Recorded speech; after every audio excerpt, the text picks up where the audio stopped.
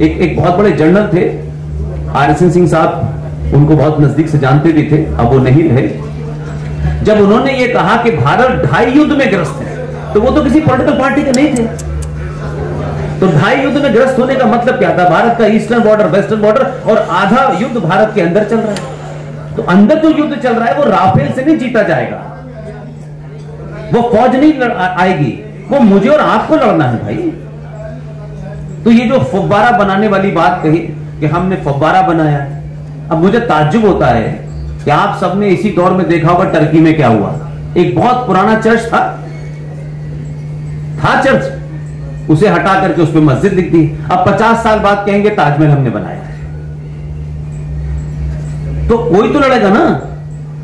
तो अगर आप कोई लड़ रहा है तो उसका हिंदू मुस्लिम से कोई लेना देना नहीं है, कोई मंदिर किसी इंडिविजुअल का नहीं। इसलिए बहुत सारे क्लेम हो रहे इस देश में।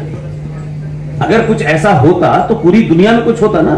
ईरान पारसी से कन्वर्ट हो गया, ये 57 मुल्क थे, ये कोई मतलब कलमा पढ़ के हो गए क्या? ये गुरु गोविंद सिंह के बच्चों को कलमा पढ़ाया गया था क्या? ये नहीं, बहुत प्यारा मजहब है।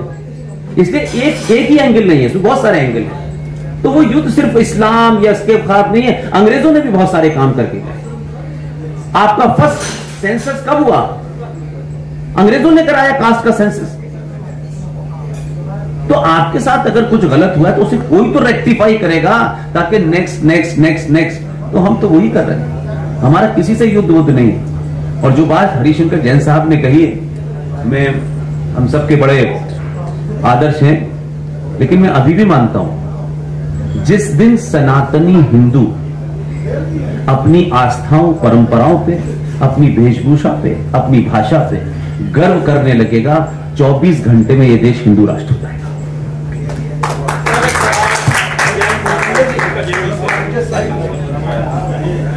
सर बस एक सवाल जैन जी आपसे है।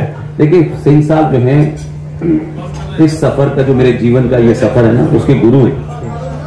तो मैं कुछ कुछ बोल देता हूँ, फिर मुझे याद दिलाते हैं। जो लोग ये कह रहे हैं कि ये फव्वारा है, ये इतनी इनकी साइंस थी उस जमाने, जो ऊंट की पीठ पे खड़े होकर खजूर तोड़ रहे थे, उनकी इतनी विकसित साइंस थी कि पूछिए।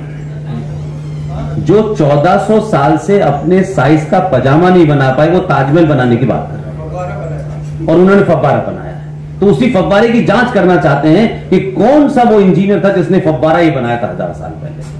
बस इसी में विष्णु शंकर लगे हुए हैं, और इनका मानना है कि फव्वारा उस वक्त था ही नहीं। जैसे लोग कहते हैं ना, ये बिरयानी मुगलई बिरयानी है। रेगिस्तान में कहां चावल पैदा हो रहे थे?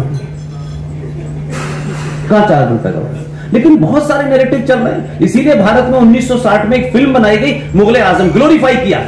तो वो फोर्सेस अपने एजेंडे पे थी, वो आज भी है। इसलिए शोले के अंदर एक मुसलमान है बेचारा, और वो वहीं खड़ा भी, और पीछे दादान आ रही है। ठाकुर इतना गरीब था कि उसके घर में दिया चल रहा था, लेकिन मस्जिद में लाउड स्पीकर लगा हुआ था।